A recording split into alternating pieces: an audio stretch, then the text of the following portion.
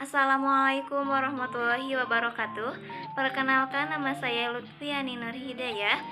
Guna memenuhi salah satu tugas psikologi kesehatan dengan tema kondisi nyeri atau being ill, yaitu nyeri dan efek placebo.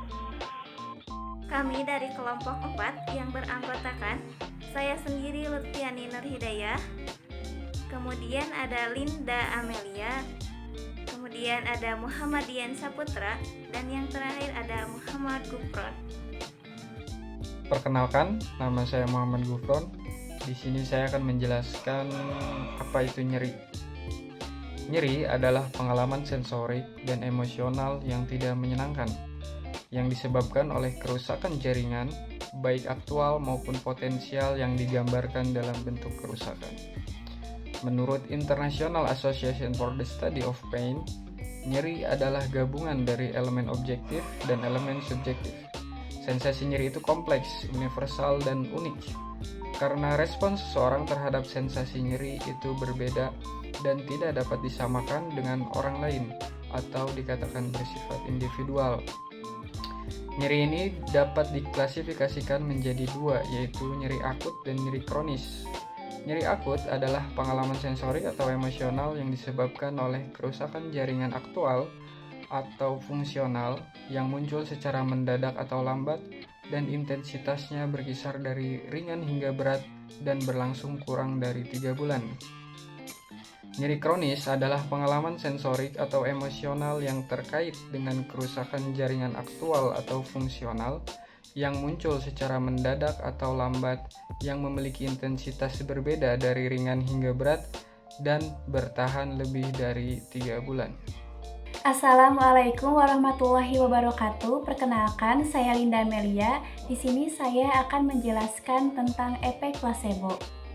Efek placebo adalah efek sugesti atau keyakinan yang membuat kondisi seorang pasien membaik ketika mengonsumsi obat yang tidak mengandung unsur penyembuh apapun dengan yakin. Senada dengan pernyataan tersebut, Norman Cousins dengan jelas mengatakan bahwa placebo adalah dokter yang ada di dalam diri. The placebo is the doctor who resides within. Sehingga saat ini telah banyak dilakukan penelitian tentang efek placebo ini, dan kebanyakan dari penelitian mereka menyetujui bahwa efek placebo terjadi karena 3 faktor utama, yaitu yang pertama, keinginan untuk sembuh. Yang kedua, penghargaan bahwa mereka akan disembuhkan atau bahwa sesuatu yang positif dan baik akan terjadi. Lalu yang ketiga yaitu keyakinan bahwa mereka akan disembuhkan, baik karena mereka percaya pada obat yang digunakan atau karena mereka percaya pada keahlian dokter yang merawat mereka. Pada tahun 2002, studi yang dipublikasikan di American Journal of Psychiatry menemukan bahwa 38% penderita depresi melaporkan perubahan mood positif yang bertahan lebih lama setelah diberikan obat palsu. Penelitian Becher selama Perang Dunia I juga menunjukkan bahwa efek placebo dari penggunaan mencapai 35%, menunjukkan bahwa pikiran positif dan harapan dapat berkontribusi hingga 35% dalam kesembuhan. Hidup manusia adalah refleksi dari pikiran, emosi, dan keyakinan. Persepsi dan keyakinan terhadap dunia mempengaruhi kehidupan. Pandangan positif akan membawa kebahagiaan, sementara pandangan negatif akan menyebabkan penderitaan. Keyakinan kita memengaruhi kondisi mental dan psikologis. Sekian dari saya, terima kasih. Bismillahirrahmanirrahim. Perkenalkan, nama saya Muhammadian Saputra. Di sini saya sebagai presentator ketiga yang akan menyampaikan materi tentang konsep nyeri kepala.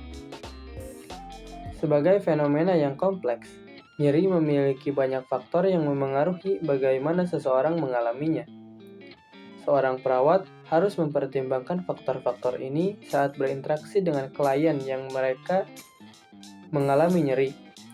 ini sangat penting untuk melakukan pemeriksaan yang akurat tentang nyeri dan memilih terapi yang tepat. Penyebab nyeri kepala adalah kontraksi otot, kelainan pembuluh darah, tekanan darah tinggi, dan ketegangan otot.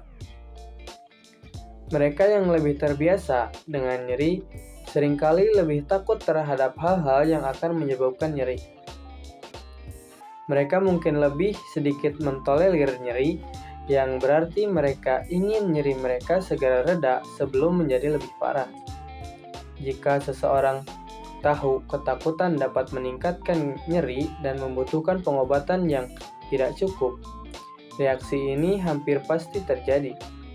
Ketika seseorang menanggapi pengobatan atau tindakan lain dengan harapan bahwa pengobatan itu benar-benar bekerja.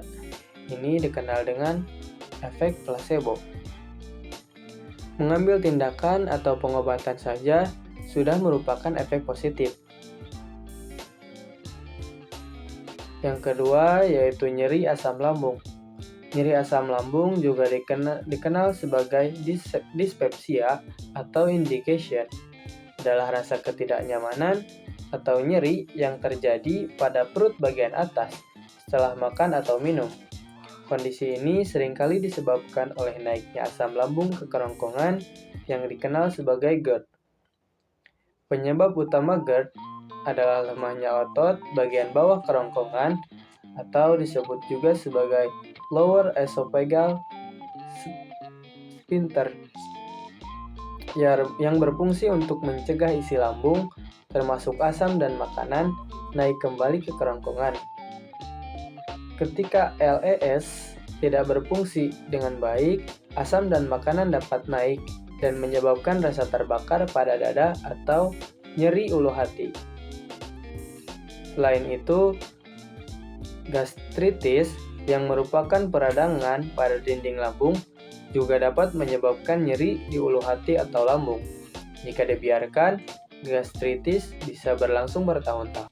Kesimpulannya yaitu, nyeri adalah pengalaman sensorik dan emosional yang tidak menyenangkan akibat kerusakan jaringan, dengan dua klasifikasi utama, nyeri akut dan nyeri kronis.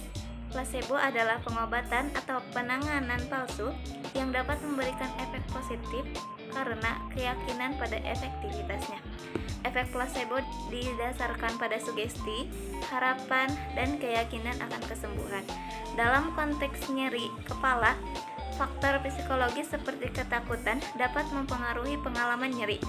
Nyeri asam lambung disebabkan oleh naiknya asam lambung, dapat menyebabkan rasa tidak nyaman di perut bagian atas dan bahkan komplikasi serius jika tidak diobati.